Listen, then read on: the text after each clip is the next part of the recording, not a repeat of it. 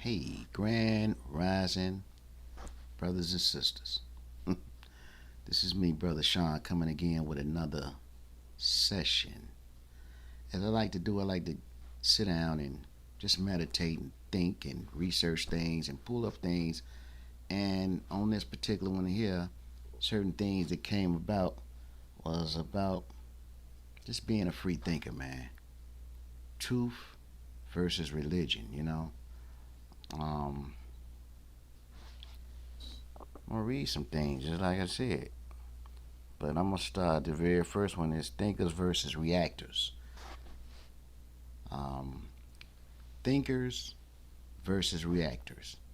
That's what I want to start with first, because man, I was one of those reactors. Now, today,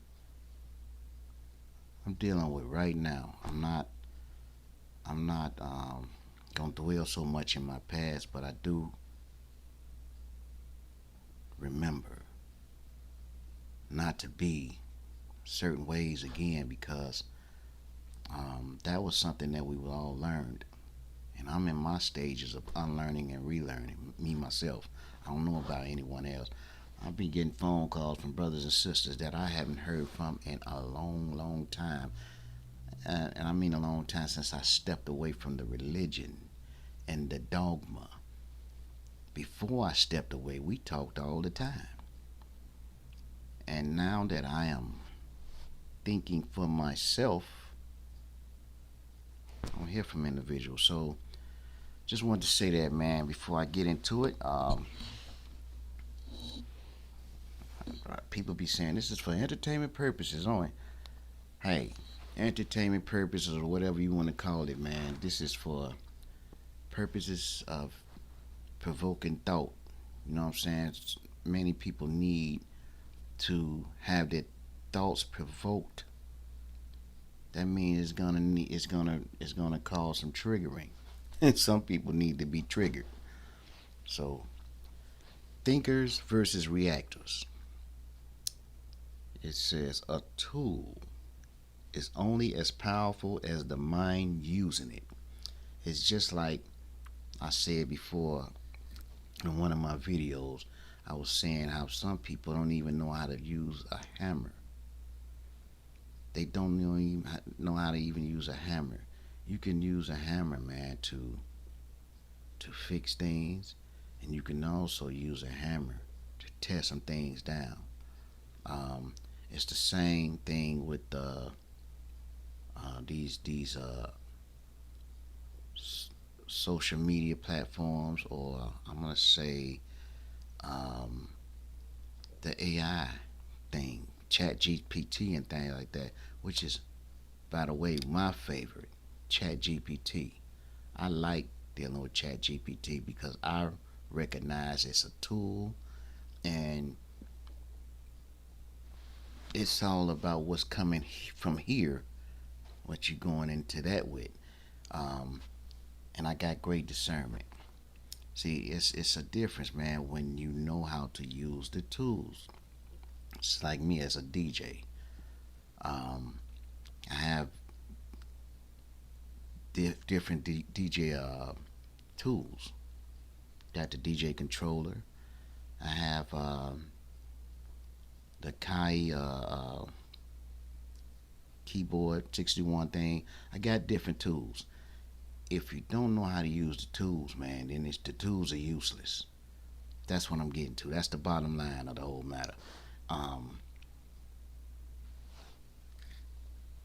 a tool is only as powerful as the mind using it. Whether it's a hammer, a knife, money, a phone, technology, or AI. None of these things are good or evil. They are neutral instruments. The user's intention plus skill determines the outcome. That's factual. This is why some build with tools, some destroy with the same tools, some fear tools, some misuse tools, some master them. I'm in that mastery lane, me myself, not the misuse lane. And here's more. People fear tools they don't understand. That's what I'm dealing with. When I talk to my brothers and sisters, of those of us that once rocked real hard, and we was up, hallelujah, amening together. Um, when I stepped outside of that box, because that was a box, every Saturday it was a gathering between me and the people to get inside that box and do a certain ritualistic thing, um, shutting off the possibility of free thinking. May I add that? So, um, it says people fear tools that they don't understand. Me, I overstand, I understand. It says this is ancient human behavior. When people lack knowledge, discipline, clarity, curiosity, they react with fear. That's why people reject stuff. Meditation, fasting, technology, unfamiliar information, self reflection, and alternative perspectives. Not because these things are dangerous, but because ignorance makes them look dangerous. Many haven't even learned how to use a hammer. They haven't. They haven't ever learned how to use a hammer properly. And that word ignorance just means to not know something. That's what ignorance means. So the the lack of capacity to use simplest tools properly, so advanced tools overwhelm certain people. Some advanced tools. So um, when people misunderstand a thing right away, they're gonna reject that thing. Period. They're gonna call it evil, um, satanic, and all this other crap. I used to do it, so that's why I can speak the way I'm speaking. Um, Misuse of anything becomes self destruction. This is universal law. And that's another thing. When it comes down to using words like universal, a lot of people get triggered by that because we've been programmed in the mind to say always God, God, God. And again, family, I can't knock you for what you into, but I definitely can say what I'm not into. I've been there and done that. I came from something, so I can't knock something that I don't know nothing about. But that's a whole nother story, family. I came from the things that I speak against. Doesn't mean you have to agree with what I'm saying, but I'm just trying to told you. If I speak against something, it's only because I've been through it. I've dealt with it. I experienced it on my own. That's the best teacher ever. Is when you experience something on your very own. This is universal law. Misused water becomes a flood, for instance. Misused fire becomes destruction. Misused power becomes oppression. Misused freedom becomes chaos. Misused knowledge becomes deception. And misused emotion becomes confusion. Misused technology becomes dependency. Misused technology becomes dependency. That's just like I know people, man, they really can't do nothing. Um, they can't do anything without dealing with the technology. You know what I'm saying? Tools don't cause harm. Misuse of tools causes harm.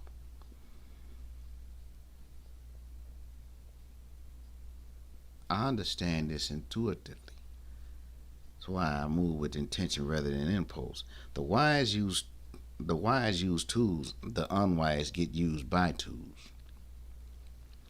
Let me read that again. The wise use tools and the unwise get used by tools.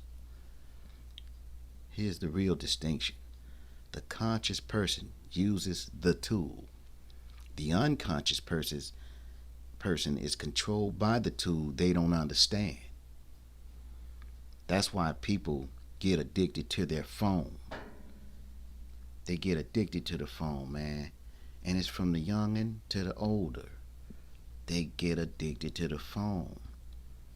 People get up in the morning, man, in the AM, and they first thing they do before they even go to the bathroom is they look at that damn phone. I know I'm not off on this. People get overwhelmed by social media. Yeah. Talked with an individual just yesterday on the phone, and two times, different individuals. Both times I spoke with these individuals, they just assumed that I was just like their norm, and I had Facebook. And I had to tell them, no, I don't have that. They say, you use, I say, yeah, I used to have that. It's been a long time. I don't have it.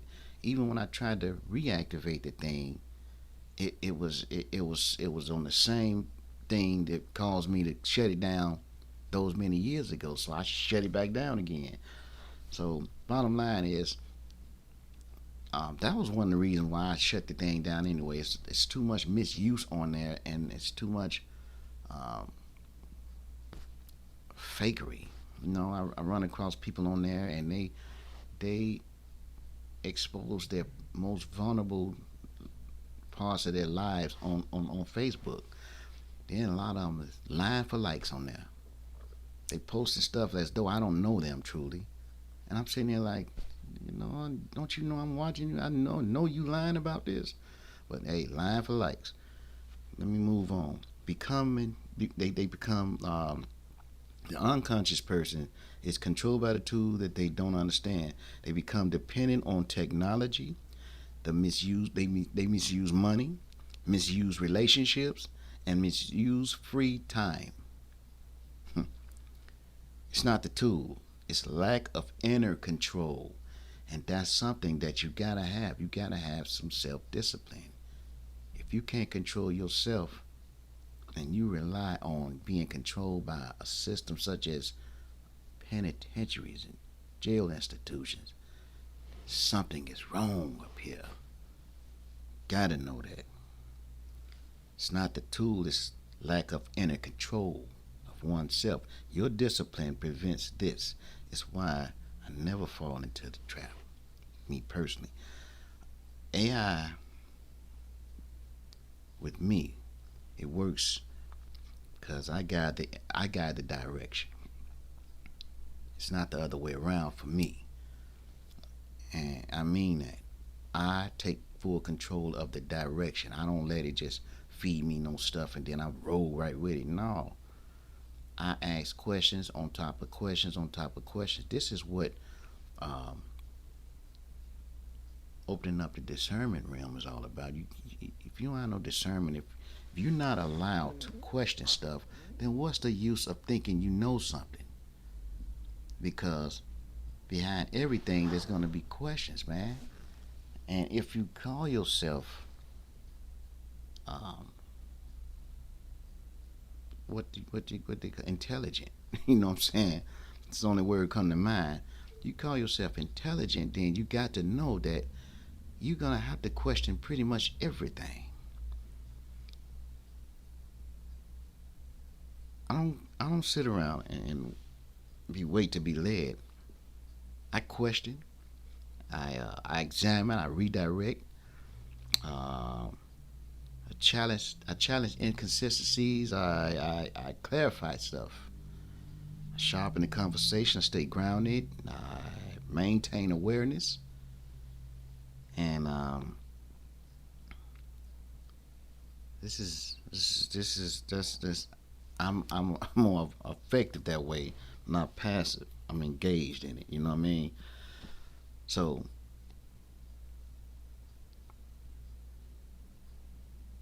I take control of the tools. That's what I'm saying, family. I steer the tool that I use. Any tool that I use, I'm the steerer. I control it.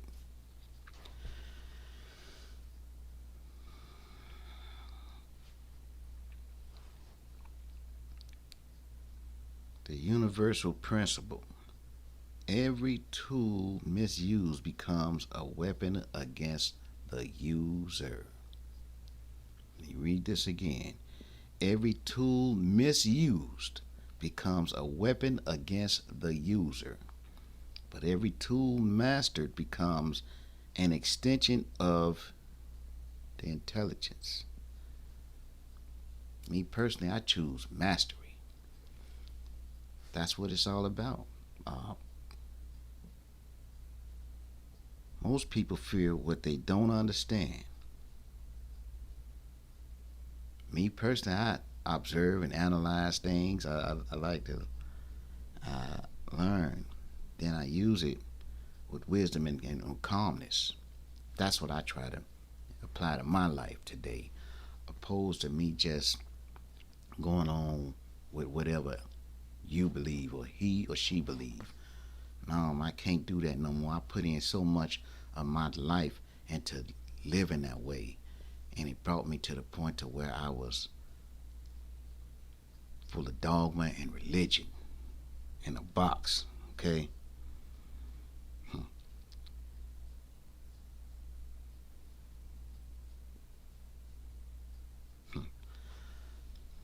I forgive me. I just had to think about some things, man. It's like when once you've been through being a part of a religion, man. First of all, many people don't even know what religion is. They don't even care to know because they're doing stuff. And you ask the average person why, for instance, do they go to church every Sunday? You'll be amazed at the many answers that you'll get from so many individuals, and it's going to sound just like what it is. Everybody's been programmed. Many people go to church on Sunday because their parent, their grandparent, or someone close to them embedded that into them at a young age. And that's a fact.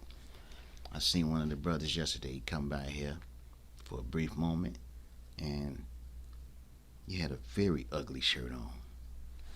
I may have little wrinkles in this here, but all I do is bump a little iron on it, and it's straightened out. That shirt I seen that brother in, it was ugly, and it had fringes on it, tassels or whatever, the little stringy thing that they said to help you. Some people are like, where your fringes at and your tassels? That's what Hebrew Israelites are saying out here, man. I used to hear those brothers, and I see them, and they wearing the purple with all that stuff on it, the fringes, like the stringy stuff. I'm, you gotta know what I'm talking about, family. The tassels, fringes, and things like this. Like, trying to think, do I got anything like that? Cause excuse me, I never got off into that because even when I was a part of that, I was in the know that that wasn't gonna help me not do some evil or do something that go against my nature. Wearing that stuff that didn't do nothing for me. But this individual came uh, out of his ignorance. But I had to look at my brother and not judge him harshly. You know what I mean? I couldn't judge him harshly. I just had to look at my beloved brother and just see that, damn, at least he there. Some people are just lost in the sauce for nothing. Um, so I want to go next to about the religious slash the dogma mindset. So this is not about faith. This is about mental conditioning and obedience to a system. That's what this all boils down to. All right. Number one, thinks with fear not discernment. That's what a religious and dogma mindset is like. It thinks with fear and not with discernment. If I question, then I'm wrong. That's the program. If I doubt it, then I mean I'm punished. If I think for myself, that means I'm a sinner or a heretic. That's the mindset of a religious slash dogma mindset. That's the mindset. If I think like me, I'm a free thinker. So that means I'm considered a sinner in the eyes of a religious fanatic, a person that's caught up in dogma. Fear replaces intelligence. That word intelligence, as I was asking a question to my resource, it said that myself and it, which is the Chat GPT resource, it says us being two intelligences. I was like, wow, and that's correct, because again, fear replaces intelligence. I like to say things when I tell people about my personal opinion about something. I like to say I'm not intelligent enough to tell anybody anything. Everybody got to go through their own thing, man. What I'm choosing to do here is to read and to put stuff out. This is a tool. I choose this tool to use at your discretion, and take what you need from the information that I share and keep on growing, family. That's what this is about. So fear replaces intelligence. Religion and dogma mindsets seeks approval, not truth. People that's got that kind of mindset of religion and dogma, they seek approval, and they don't look for the truth. They want validation from leaders. Yeah. I used to be a part of this, man. They want acceptance from groups, confirmation from doctrines. Man, what the book say? I used to hear that all the time. It makes me mad. What the book say? Truth doesn't matter as much as belonging. That's what this is all about. Many people always just go with the flow of things because they just want to belong. I'm through wanting to belong, family. I'm done with that. I like my space because I get a chance to check everything out. Because at my age now, everything to me is important moving forward. So I deal with the right now. Don't tell me about nothing about no wilderness coming up. We gonna have to be fleed off. Don't come telling me about your rapture, and I ain't with that. That's your truth without proof. That's what that is. Your truth without proof. Truth don't matter as much as belonging to something. The mindset of religious people and dogma mindset, they obeys authority blindly. They just blindly follow behind the person in authority. My pastor said, I know you hear it all the time, my pastor said, whatever the pastor, imam, rabbi, priest, or book says becomes unquestionable, absolute, non-negotiable. The mind is outscored. It's outsourced. That kind of mindset uses scripture as a crutch. Instead of inner wisdom, they rely on quotes, verses, commandments, rituals. It's a crutch, man. They don't use these things not because they understand anything, It's because they fear being wrong. Yeah, that's what that is. I don't want to be wrong, so I gotta recite these verses and these quotes, commandments. Tell you I keep the rituals. Defensive, they become defensive and triggered by difference. A different belief feels like a threat, so they respond with aggression, debate, judgment, shame tactics. This shows fragility and not strength. They're very fragile. Yeah, very fragile. They ain't strong. Identity is borrowed, not discovered. It's a borrowed identity. Their self comes from religion and groups and labels and doctrine. They never truly meet their own mind.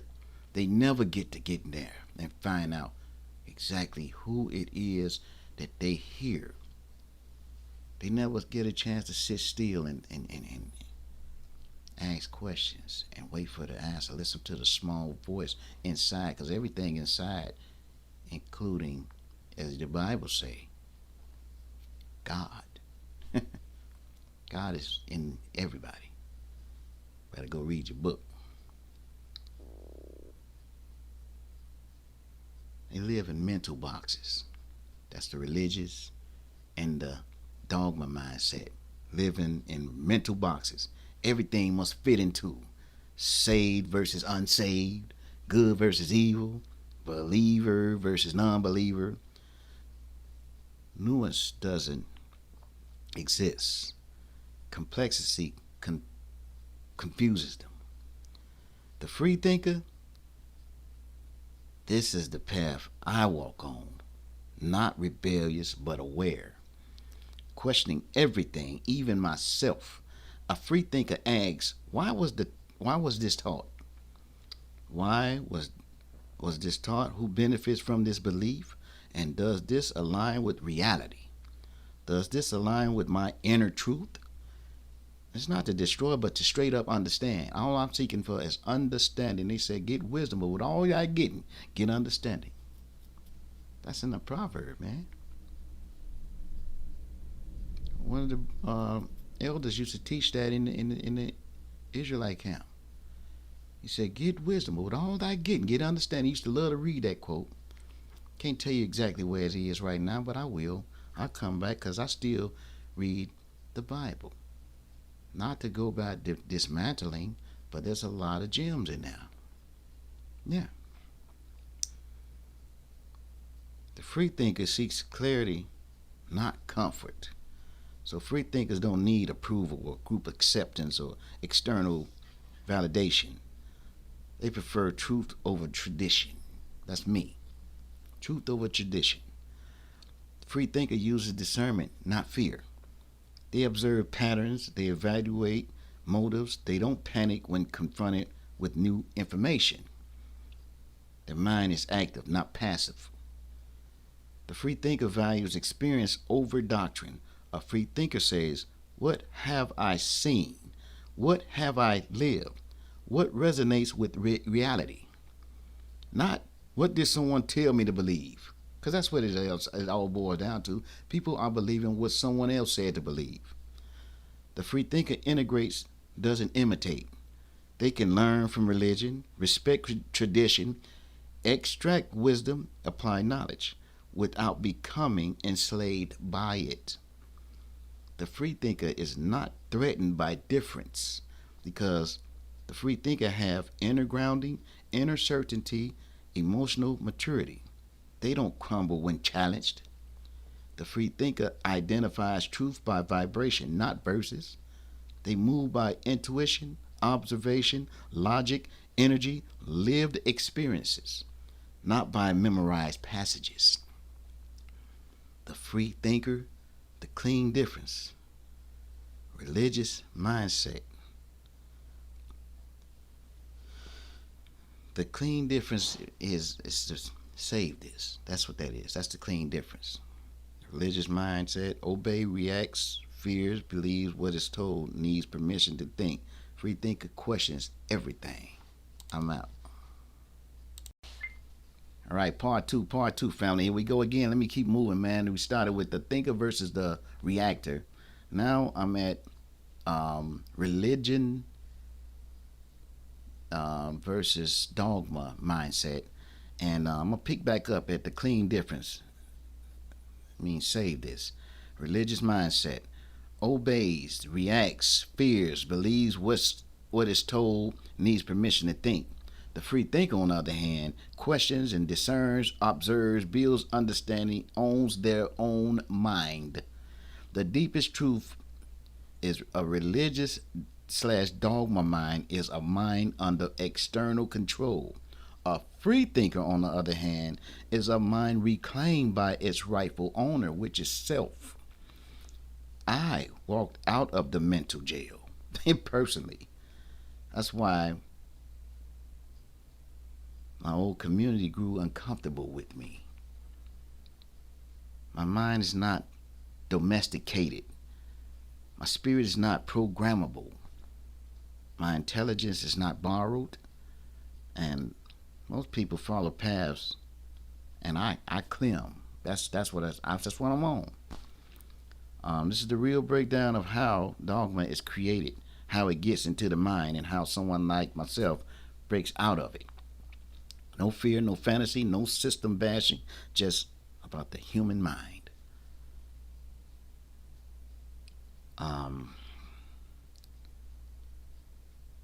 A dogma mindset is created psychologically.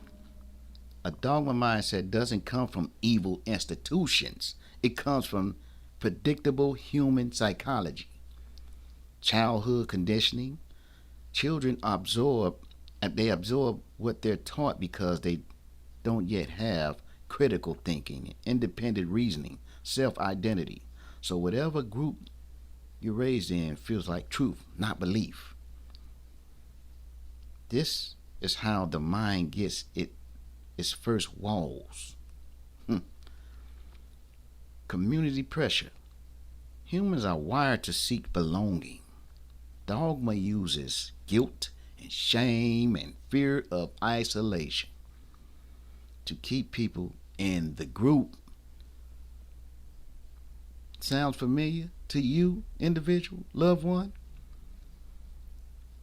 It says community pressure humans and they're being wired to seek belonging. So dogma, that word D-O-G-M-A, dogma, uses guilt and shame, fear of isolation, and that's to just keep people in the group. Leaving feels like losing the family. So many stay even if they feel trapped. That was me, family. It's just like I was seeing it, but I couldn't shake it because them trigger words like family, loved one, all these things, beloved. These little words was triggering me to stay into something that I knew wasn't sitting well with me, man. I was very uncomfortable with it because when the camera stopped rolling, I was miserable as hell, man. Because I didn't have no understanding. I was too busy understanding everything. I didn't have no understanding. So leaving a group feels like losing a family. So many stay even if they feel trapped. Mental shortcuts. Dogma simplifies life. Like, this is good. This is bad. This is truth. This is wrong. The brain loves certainty, even when it's false. That's why dogma feels comforting. Fear of being wrong, this is one of the biggest control points. People fear divine punishment, being misled, losing salvation, disappointing elders, and fear locks the mind in place. So the bottom line is, it's all about people pleasing. You ain't pleasing yourself at all. And self-pleasure is good. It's a good and it's a bad. But this is a good on this side when you're not trying to please people by remaining in this kind of foolishness. You moved by fear, and you fear and divine punishment. You're gonna be punished for something. And our brother said, "What if? What if the Bible right? And what if the?" I say, "That's for you to figure this out, though." They talking about you gonna stand in judgment, okay? What make you think that when you stand in judgment, you gonna stand in judgment with your elder and the rest of them peoples up in there? Till you remove all logic thinking out the way. So he give you fear brings divine punishment, and being misled and losing salvation and disappointing elders, and it locks the mind in place. Identity fusion. When belief equals identity, challenging the belief feels like an attack on the self. This is why dogmatic people react emotionally instead of logically. Yeah, they operate out of emotions. Excuse me. Here's why free thinkers they scare institutions.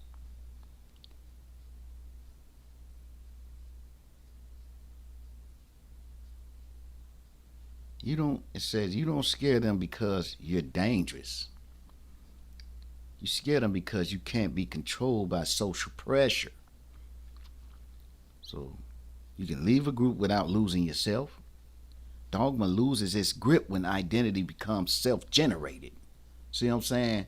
When you start being a free thinker, hey, that dogma thing, it loses its grip.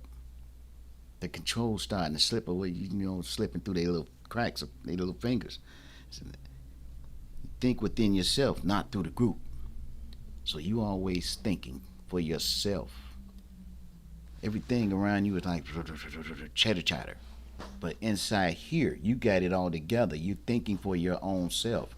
You're saying, that don't sound right. So you make a mental note. Let me go check this out once I leave this group. That's what I was doing, man. It says, institutions rely on collective thinking. Free thinkers break that pattern. You're comfortable with uncertainty. Dogma needs everything to be absolute, and free thinkers, on the other hand, tolerate complexity. That alone makes a free thinker unpredictable. You need no approval. When a person no longer fears judgment, institutions lose their power over them. Over them who? The free thinker. When you don't need their approval no more, that's me. I don't need the validation of nobody. So they lose their power over me. This is why your family and old peers and religious groups, they feel threatened. My freedom exposed their dependency. That's what it's doing each and every time. Each and every time. Psychological mechanics of indoctrination. This is the part most people never learn. Indoctrination works by targeting the three layers of the mind. Cognitive layer, thought. You're taught what to think, not how to think. Number 2, emotional layer, the fear and guilt and shame. Emotion overrides logic. Fear locks the belief in place, and shame seals it. Social layer, belonging. You gotta feel that belonging. Humans are social, so dogma creates identity, community, tradition, habit, ritual. You get it? Once those layers stack, belief becomes self, even if it's false. I broke all 3 layers. How did I break free? I didn't just leave religion. I didn't leave it out of rebellion. That's not what this was about. I left because my inner intelligence was activated. That's what happened. I started I started wanting to really know for myself, because all the time, family, if you look at things the way I'm just putting it out here, many people are believing simply what we were taught to believe and how to believe it. So your belief is based upon another individual's belief, not your own. You never went inside here. You never been there. You don't even know what that is in there.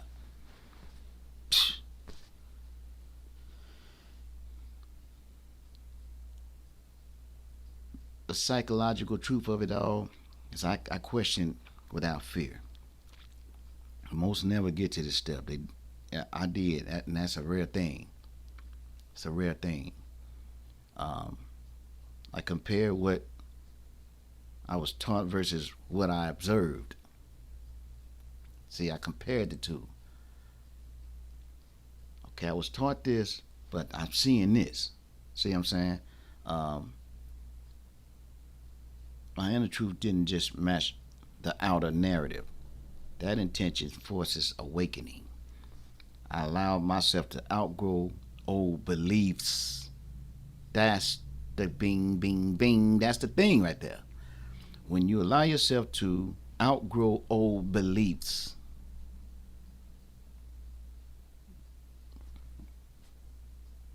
I mean, I see some of the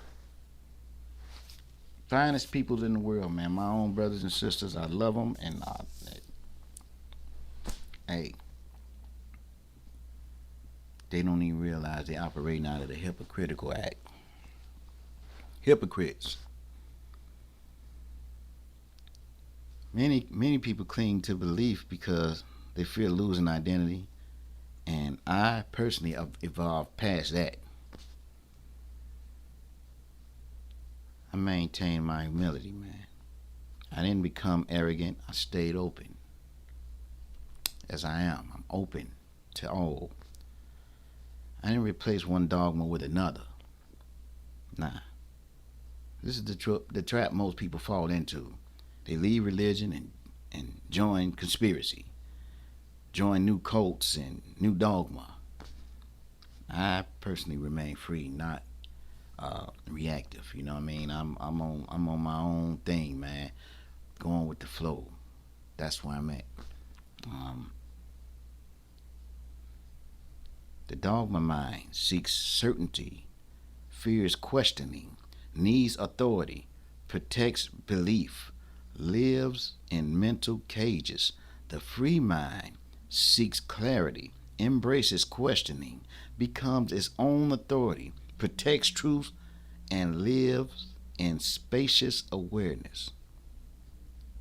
One is inherited, the other is chosen. I chose the path of liberation. You feel me? That's what I did. Can't speak for nobody else, but I can tell you straight up and down what I've done on my own. Because it comes a point in your life, man. I always say this too, man. Um, Ever since 1999, man, it's like there's nothing else different, nothing new. When 2000 kicked in, when the millennium kicked, I think that's when the whole thing you dig ended. Everything ended after 1999. And just look at our brother Prince. He made that record for a reason. You better go and ask yourself, why was that even made? But moving right along, family, here's how to identify hidden dogma in any belief system. Dogma has certain fingerprints. Whenever you see these, you know a system is trying to control the mind. Fingerprint number one. This is the only truth. Real truth doesn't fear comparison. Only dogma does. So when they tell you this is the only truth right here, no, it says real truth doesn't fear comparison. You know what I'm saying? You will want to compare the two. that truth, that so-called truth, compared to this, because that's your truth. This is my truth. So let's just compare the two. And I want you to think for yourself, family. Fingerprint number 2. Do not question this. Is that what they tell you? You don't question God. Oh, you questioning God? I used to tell them, no, I'm questioning what this is. You telling me? This is a mental imprisonment. This is exactly how they put you in chains, shackles. If a belief collapses under questioning, it wasn't truth, it was dependency. Fingerprint number 3, fear-based obedience. Examples: they fear hell. I'm gonna go to hell. Fear of karma, fear of curses, fear of spirits, fear of punishment. Fear equal control mechanism. That's what fear equals. But when you start finding out about all these things, like hell, for instance, hell is a state of conditioning. Heaven is a state of conditioning. Like me getting up every AM in this beautiful calmness, this peaceful state, this is heaven to me. Hell is what I once lived in, when I woke up to all kinds of noises, ratchet music, cigarette and blunt smoke, all that in the airwaves. You dig? All the unease, people walking in and out of my place because I had some unworthy creature that I ended up sleeping with, and it was just a mess. So hell, state condition, heaven, state condition. Karma. I don't fear karma. I know what triggers this thing. And it's just like you get back what you put out. So if I continue to be a good, genuine soul like I am, then I will receive continuously good return back unto me. Now, I can just watch a person without judging them, and I can say to myself when I see a person always faced with nothing but what they call bad luck, bad luck. I ain't got no good luck. When I hear and see that on a person, I say this individual is living foul. That's the only thing I can see, because you get back what you put out. That means, again, family, nobody's gonna get away with nothing on this realm here, this planet they call Earth. Everybody doing them. You better be aware of what the hell you're doing. That's what the thing is, because you don't get to choose the consequences that happen unto you, fam. You don't. It's gonna happen. So if you are a ratchet dog, mutt, you're gonna get it right back into you. That's what you're gonna attract always. Ratchet mess. Curses. A curse, man, is because of what you're putting out. You're gonna receive nothing but cursed things. It's always gonna seem like nothing is playing in your favor, because that's a curse. The way you reverse a curse is you unlearn the behaviors that you're portraying, putting out evil, doing out. I know somebody that love to cuss their mama the hell out, cuss them out, talking crazy, put fear in the household, and wonder why every time you go out you getting shot at, and police on your ass all the time, wondering why you can't hustle hard in the street, because every time you hustle, it's like that money goes straight down the drain. So you never have, you never get. You're cursed. Fear of spirits. You come talking about them on the spiritual note, they die. I don't want to hear that. I don't want to hear that. Don't speak that stuff into existence. Look here. You better stop it, because you are faced with many spirits that you can't even see, and they not even um man, they not even operating like that out here. They gave us a very messed up um understanding about a lot of this stuff they taught us. They gave us cartoons like Casper the Friendly Ghost, and you find out the spirits are what they describe in the Bible as ghosts. Some churches say he gave up the ghost, meaning the spirit in this flesh, this temple here. This is nothing but a bodysuit. But me, within, this is spirit. You ever thought this, family? How a baby is born into the world? The baby comes out crying and screaming, irritated, like ferociously crying. I'm talking about, man. But an individual that is transitioning, when they pass on, they land there, they are at peace. Have you ever thought about this stuff, family? If you haven't, start thinking about that. Fear of punishment. Like my brother said, it's what if? I said, you sounding like me, family. I said the same thing. That's what made me stay into the thing 12 years. I was into that religious dogma mindset. What if?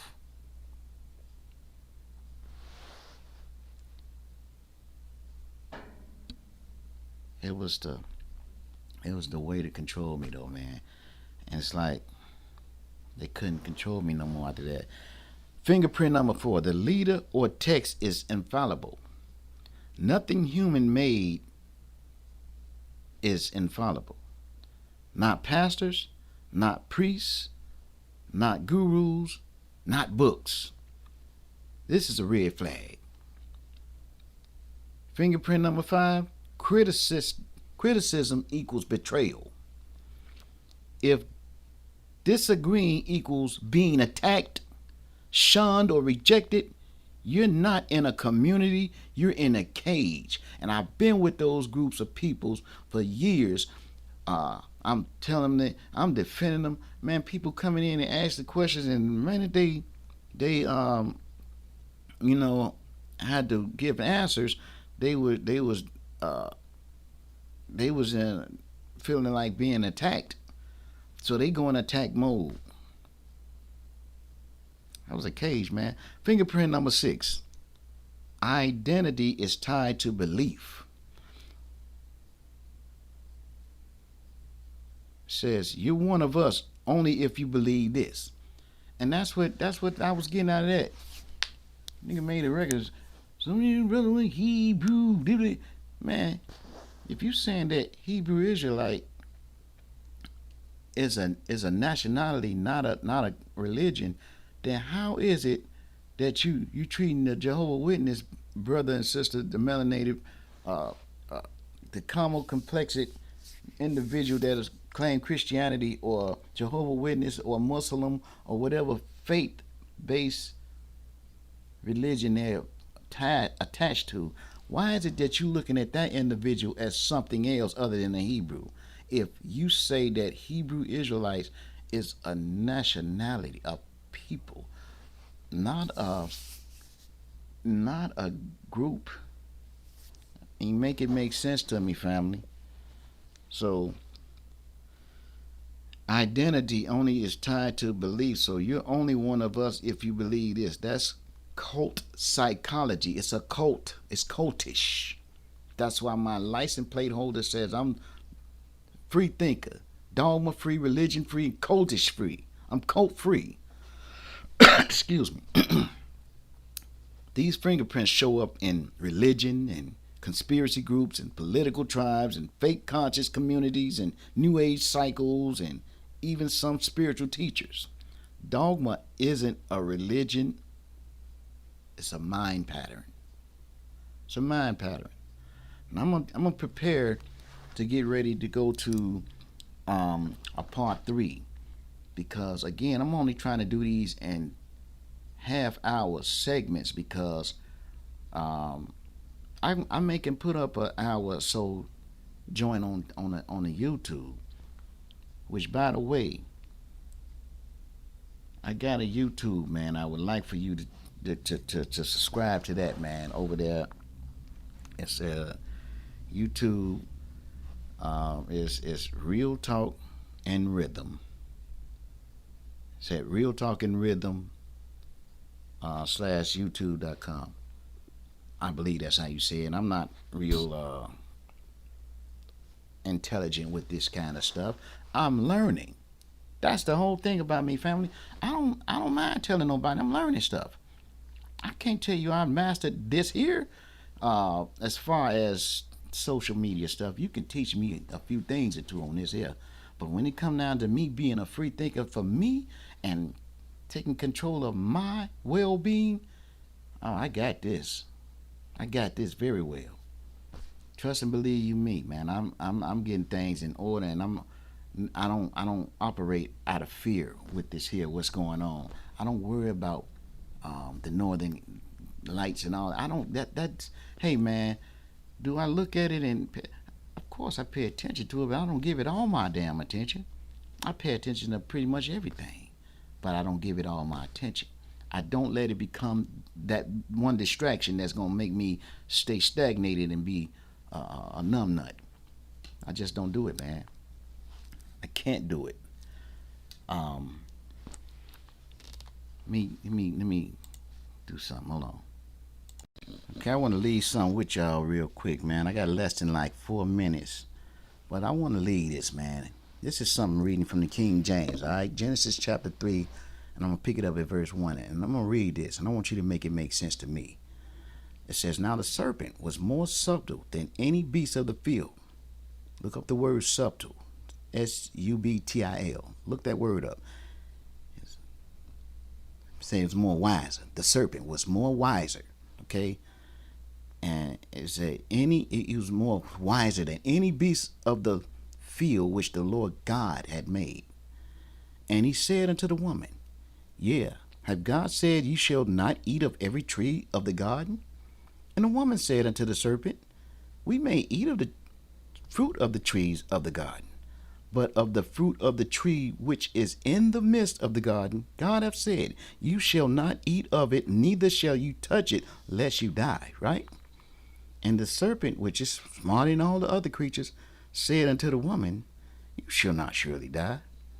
For God doth know that in the day you eat thereof, then your eyes shall be opened, and you shall be as gods, knowing good and evil. Okay, scroll on down. Let's go on down here. Because this is what happened, because that happened. They did that thing. And verse 22 said, and the Lord God said, behold, the man is become as one of us to know good and evil. And now lest he put forth his hand and take also of the tree of life and eat and live forever. That's half of what it was saying. He didn't give you all of it. But therefore the Lord God sent him forth from the Garden of Eden to till the ground from whence he was taken. So he drove out the man, and he placed at the east of the Garden of Eden cherubims and a flaming sword which turned every way to keep the way of the tree of life. Now, I wanted to bring that up because, family, when you caught up in religion and dogma, you read past that and you never question what you're reading. But go back and read that whole thing from Genesis 1 and read it all through. But read it when you get to a period, literally stop when you get to a period and try to make it make sense. That's what I'm saying. If it don't make sense to you, family, ain't no sense in you resting with that. You know what I'm saying? Always learn to wrestle with some belief system, man. Ask questions. Ask lots of questions. That's the only way to free yourself. You feel what I'm saying? You cannot elevate. It says get wisdom, but with all that getting, get understanding. I'm getting understanding, family. All right, beloved, here I go, part three. Part three, and I'm going to go straight on into it. This one's going to start off as why awakened minds often feel lonely. Lonely. Yeah, I can identify with that. I felt lonely when I came from being a part for many years of a so-called family, studying and Shabbat and Shaloming and all of this stuff. I went from that to nobody answered, nobody want to respond to my nothing. Nobody want to talk to me. All because I started deciding for myself. See, a free thinker, an awakened person, that's what it is. Awaken. You become awakened once you start thinking freely for yourself. And I don't mean thinking a bunch of folly, no foolishness. I'm talking about thinking logical stuff, especially books they handed to you like the Bible. You got to go in there, family, and dissect the Bible for yourself. There's a bunch of gems in there. Then there's a bunch of stuff that it's unfinished. They gave you a bunch of unfinished pieces of doctrine, and then it's been woven together. They got good and bad mingled together, and that's why the word Bible is biblos, meaning the binding of books, many books from many different centuries. So this ain't all happening just this ain't happening in chronological order, family, is what I'm saying. So again, why awakened minds often feel lonely. It says here's a clean psychological truth to it. When you wake up, you leave the mental playground. While others chase arguments and gossip and debates, identity battles, group think and emotional triggers, your mind is somewhere else entirely. Observing, analyzing, growing, shedding, aligning, expanding. You're not better. You're just not entertained by what entertains the average mind. That creates distance. Yeah. So, how to stay free without returning to old mindsets? Continue questioning, even your own thoughts. That's right, because I do it all the time. I question even my own thoughts all the time. I continue to question. Freedom requires ongoing maintenance. So ain't no once saved, always saved, as they like to say in Christianity church groups. Once saved, always saved. That is a lie. Freedom, real freedom, requires ongoing maintenance. Keep your identity flexible. Once you rigidly label yourself, you're back in a box. And that's why I'm unlearning so much, family. I've unlearned enough to say that my brothers and sisters, I don't care what nationality you are, because I deal from the spiritual side of it, not from the physical. Because this thing goes deep. And if you stay in a certain level in your life, you'll never know how deep this thing is. You never will, because you operating out of fear. So keep your identity flexible. Once you rigidly label yourself, you're back in a box. And I don't want to be in nobody's box. I'm all outside the box. Don't join new echo chambers. Even spiritual groups can be dogmatic.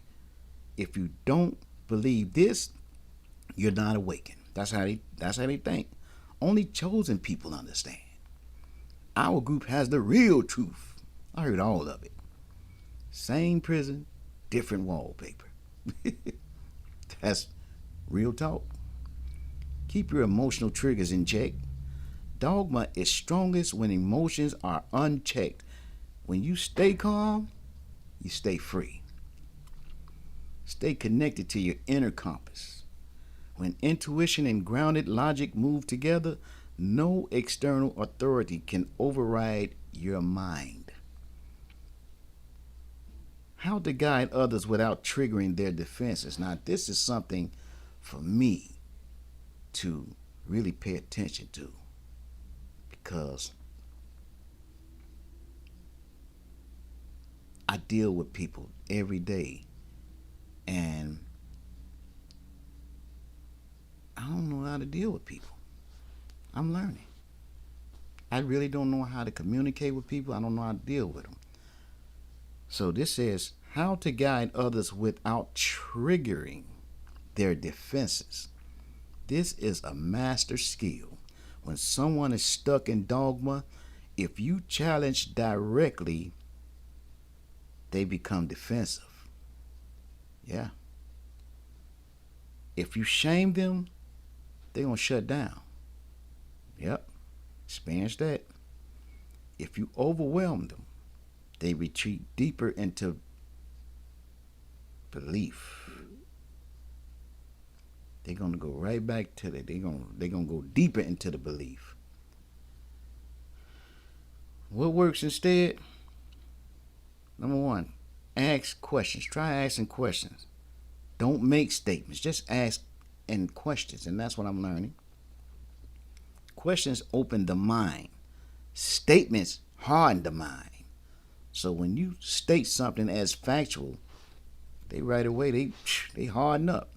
But when you ask a question, you leave for them to go and do their own due diligence, to look into that thing, and maybe they too will see something. But the thing is, you're trying to unlock their mind to even get to thinking. So ask the question. Number two, reflect. Don't attack. Does that belief empower you or limit you? Where did that idea come from originally? Questions. You're not telling them what to think. You're helping them notice their own conditioning. Number three, share your experience, not your conclusions. People trust lived experience more than ideology. That's a fact, man. I do that all the time, which I try to do it on these cameras, on these different sessions I be putting off. Try to share my experience. Number four, leave space for them to process. So I mean, don't try to shove everything down their throat at one time. Something else I have to learn, and still I'm learning right now, not to try to shove everything down the throat at one time, which is why I'm able to give these 30-minute segments now, because I would like for people to take their time, go back and look at each and every one of these sessions. Leave space for them to process. Seeds take time. Awakening is not instant, and it's not. That's why I don't have a right to talk about anybody and say anything bad about anybody. I can't even call people stupid. I can't do stuff like that, because gotta give them their time, because others before me gave me my time. People, yeah, they came to me. People have tried to pull me out of that dogma and religion, cultish mind state that I was in, and it wasn't my time. But you best believe my time came, and I rose to the time of it. I challenged. I took it on head on, and lo and behold, what was closed up like this started slowly opening up. You feel me? So now I can really breathe now. Number five, accept that not everyone is ready. And yeah, that's a fact. Loss of relationships is part of liberation, but so is gaining new ones aligned with your growth. So that's a fact. I lost many, and I've gained so many new individuals in my life. So it's like a replacement, a replace and repair. That's what it is. That's the way I look at it. Number 17 here. The final truth of this whole breakdown, at its core, dogma is external control. Awakening is internal authority. The religious slash dogma mind's biggest fear is being wrong. Many people, only thing they interested in is just being right, being heard. That's it. Just being right. You can't tell them anything, nothing. And everything that they're dealing with is off course. It ain't working out. But sure enough, they got, yeah, I trusted the Most High gonna give me, and I trusted in the Most High, and what they done, they put their hands under their ass and they sat down on it. I wonder if the blood stopped circulating throughout their body, the upper part of their body yet, sitting on them damn hands all this time. Because that's what it feel like. The religious slash dogma's mindset biggest fear is being wrong. And the free thinker's biggest drive is just finding out. I just want to know. I got to find out. The religious mind says truth is given. And the free thinker says truth is discovered. Yep. The religious mind avoids discomfort. The free thinker grows from it.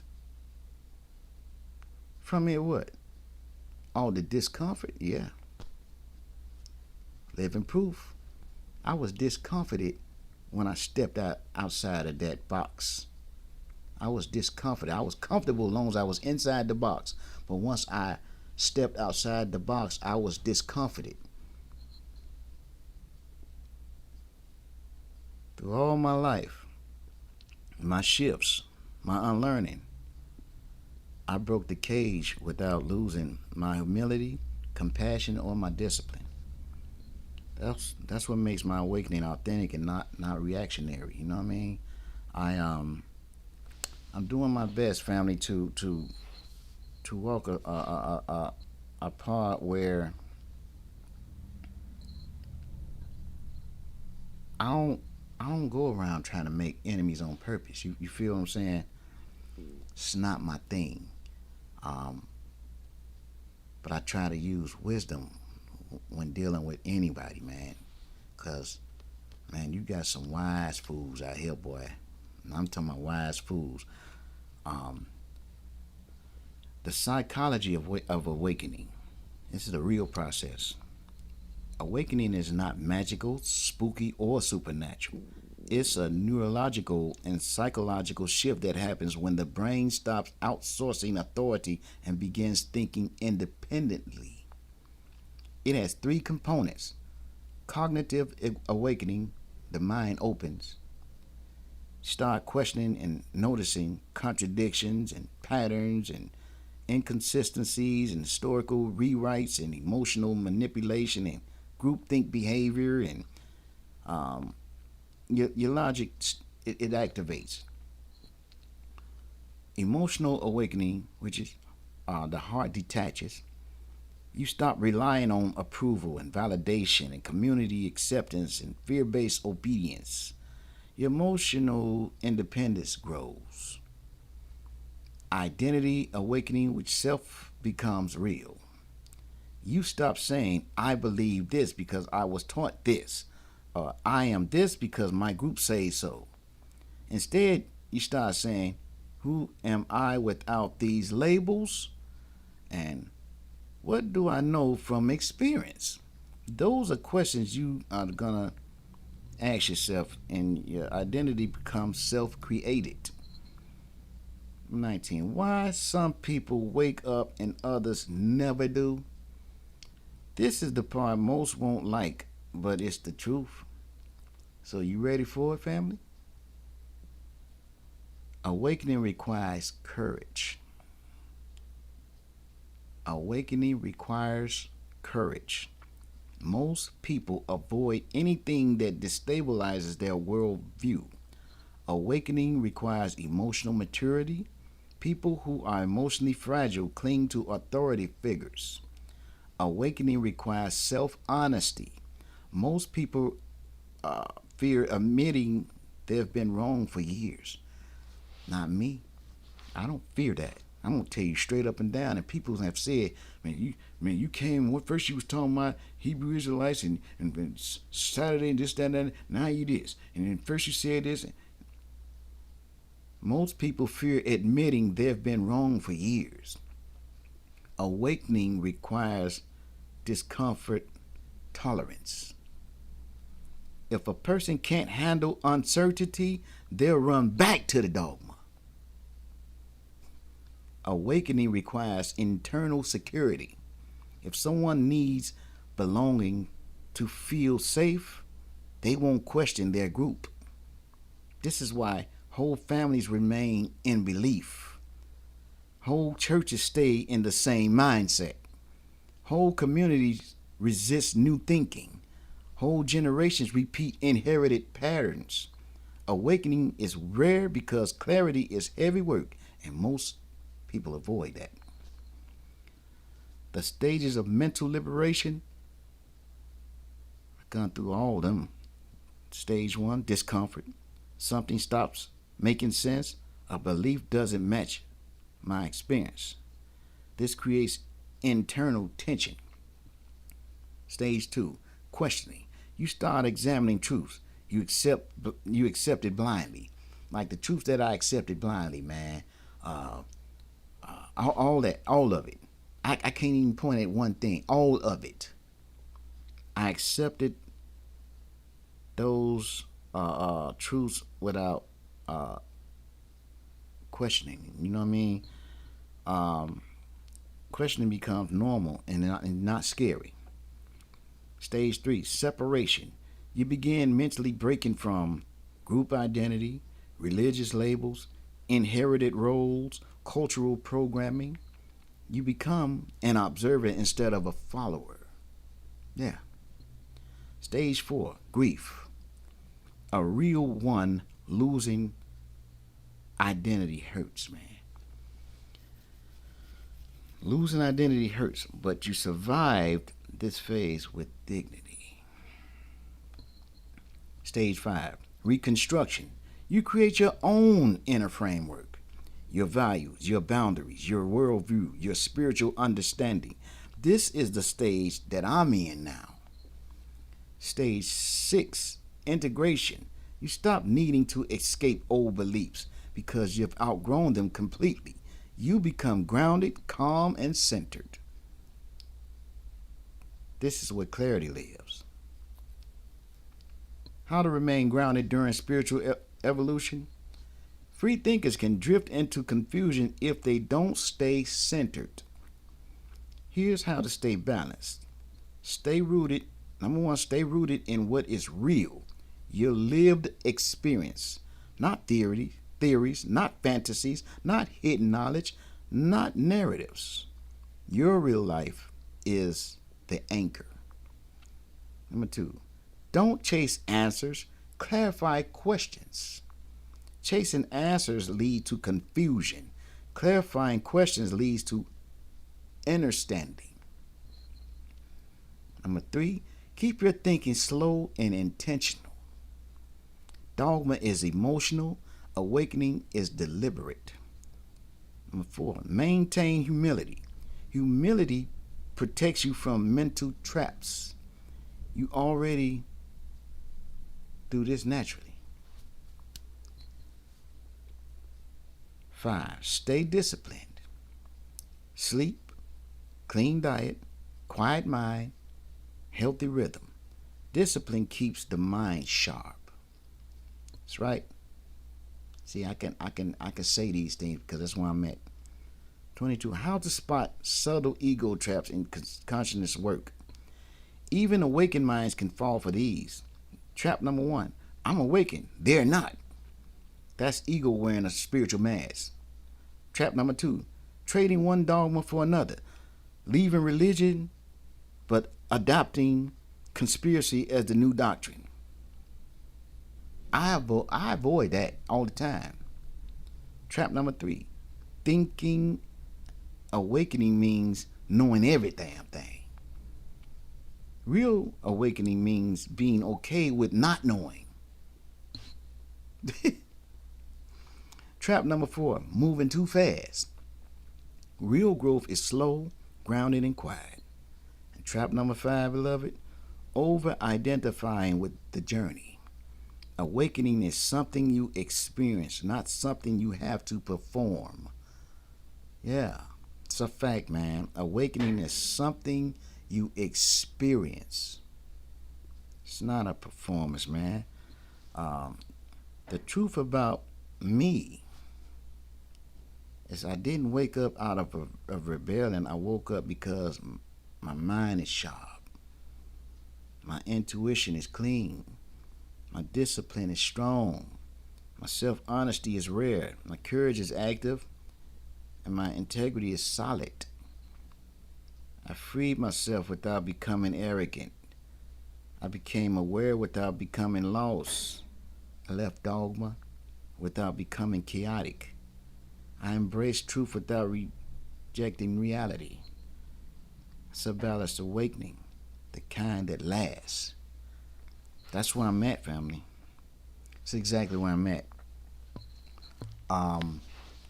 So that's what I got on this here. I got other stuff that I'm gonna bring out eventually, but I wanna try to learn how to become more calmer on these videos that I be trying to put together, family. Let me see what I got here, man.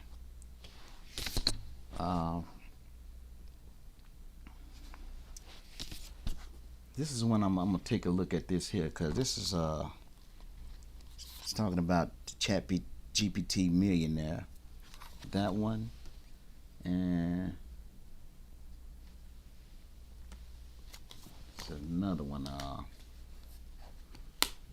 I got a couple of these here that I'm gonna get into these here. Holographic Universal. These here, from what I thumbed through it, because I thumbed through it. I didn't read it yet, but yeah, I'm just trying to elevate, family. I'm trying to keep it moving and clear my mind from all of that stuff that belief system that I had built upon myself on the years of growing up, man. I am 55 years old, man, and I feel good. I feel healthy. I don't need validation from anyone. I don't need no one to tell me you're doing good, and I don't need that. There's no approval needed from anyone. This is me, and you are you. He is he, and she is she. Everybody is them. And once people realize that, man, it'll become much more that easier for us to get along and try to sharpen each other up, because we have been messed up real bad, family. They did a number on us as a whole.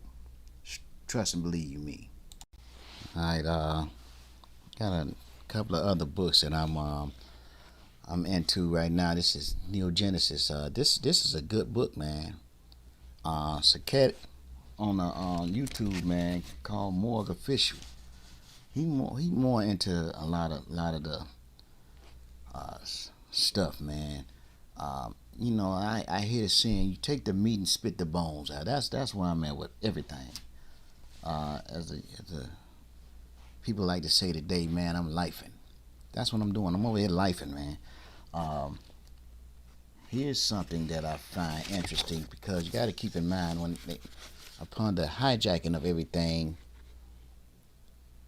This is a good book for you if you're interested in some different things, and if you're not afraid to explore outside of what you think you know, because from my observation of things and what I'm learning and getting wind of is pretty much everything has been hijacked and rewritten and relabeled and rearranged. Everything. I'm talking about everything, family. So they messed us up. They did a number on us, man. Until you understand that, you got some things you got to go through first, you know. And that's just a fact, man. Nothing I can do about that. Ain't nobody can do anything about any of our situation besides you, me. I can do my thing, you can do your thing, but you are solely responsible for yourself. And again, about this curse thing, when you live in life and it seems like nothing is working out, man, it's time to change your way of thinking, change your way of behaving, and change the way you move throughout this realm. Um, to many people, man, monetary system. They rely on the money, man, so they overwork themselves until they have dead, man. And you never get a chance to enjoy your life. I'm enjoying my life now because I've unplugged from a lot of stuff. But when for my sisters that's got children, and if you think um, working yourself like a complete dog only to get this fake monetary gain, and then you turn around and you put all of the money back into the same system that you're slaving into, that's a broken fool move. You need to unlearn that fool move real quick and teach your children the way this thing should be. What they're doing now, your parents, um, you're becoming the children's punching bag. That's what the hell you becoming, because if you tell your children no, they lash out. They say mean things to you and everything. Fight on you. Some of them just rebel and just leave. And mentally, that messes you up even more, because you like, I don't want my baby girl or my baby boy out there. Hey, it's just me now.